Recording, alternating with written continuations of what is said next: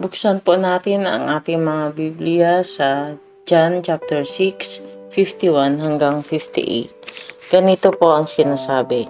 Ako ang pagkaing nagbibigay buhay na bumaba mula sa langit. Mabubuhay magpakailanman ang sinumang kumain nito, at ang pagkaing ibibigay ko sa ikabubuhay ng sanlibutan ay ang aking laman. Dahil dito ay nagtalo-talo ang mga Hudyo. Paanong maibibigay sa atin ng taong ito ang kanyang laman upang kainin natin? Tanong nila. Kaya't sinabi ni Jesus, tandaan ninyo, malibang kainin ninyo ang laman ng anak ng tao at inumin ang kanyang dugo, hindi kayo magkakaroon ng buhay. Ang kumakain ng aking laman at umiinom ng aking dugo ay may buhay na walang hanggan, at muli ko siyang bubuhayin sa huling araw. Sapagkat ang aking laman ay tunay na pagkain at ang aking dugo tunay na inumin.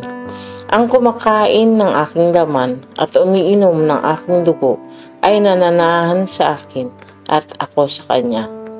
Buhay ang amang nagsugo sa akin at ako'y nabubuhay dahil sa kanya.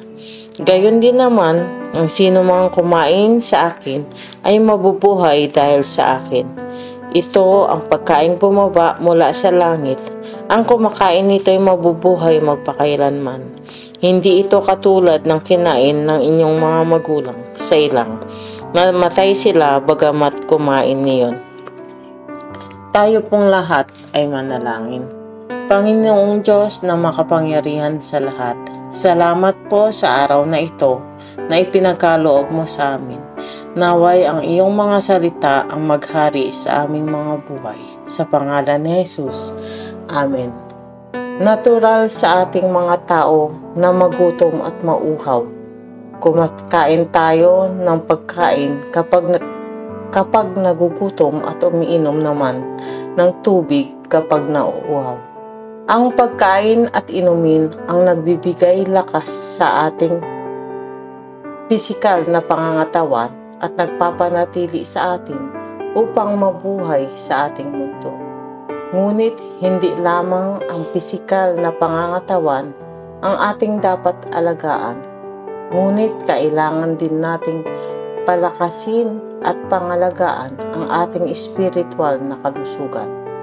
Paano nga ba natin mapapalakas ang ating mga espiritual na pananampalataya sa Diyos? Sabi sa binasa natin kanina, sinabi ni Jesus na siya ang tinapay na nagbibigay buhay, ngunit mapapatanong din tayo kung bakit natin kakainin ang katawan ni Jesus at iinumin ang kanyang dugo. Sinasabi lamang po dito sa atin ngayon na kung sino man ang tumanggap sa Diyos na kanyang maging tagapagligtas at kung sino man ang mananampalataya sa Kanya at magbabahagi ng Kanyang banal na salita ay ililigtas niya at mabubuhay ng walang hanggan.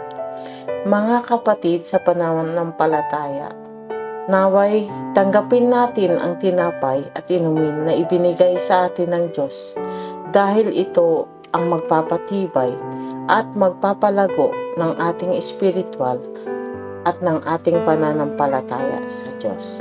Sabi sa Mateo 4:4, ngunit sumagot si Jesus na susulat, ang tao'y hindi lamang sa tinapay na bubuhay, kundi sa bawat salitang nagmumula sa bibig ng Diyos. Naway, wag lamang tayo sa pagkain at inumin dito sa lupa magpakabusog, ngunit naway magpakabusog din tayo sa salita at sa mga turo sa atin ng ating Panginoon. Tandaan natin na may apat na aspeto ang ating buhay.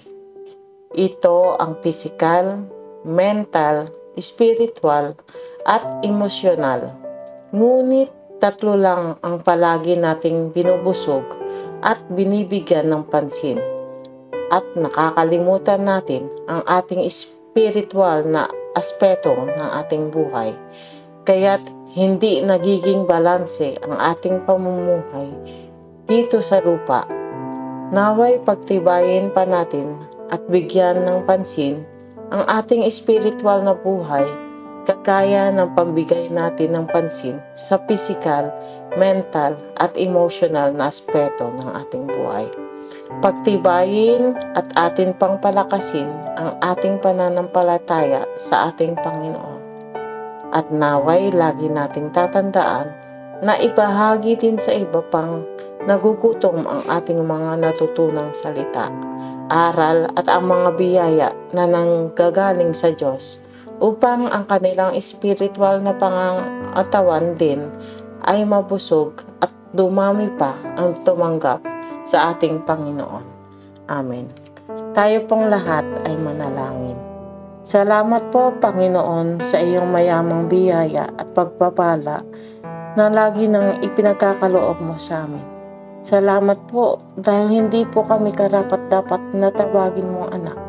Pero minarapat mo at tinanggap mo kami na iyong anak.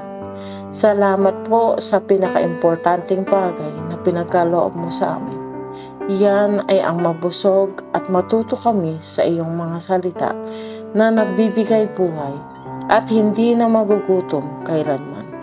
Tulungan mo po kaming maisabuhay namin ang lahat ng iyong naituro sa amin. Ikaw po ang aming Panginoon, ang aming tagapagligtas. Sa pangalan ni Jesus. Amen.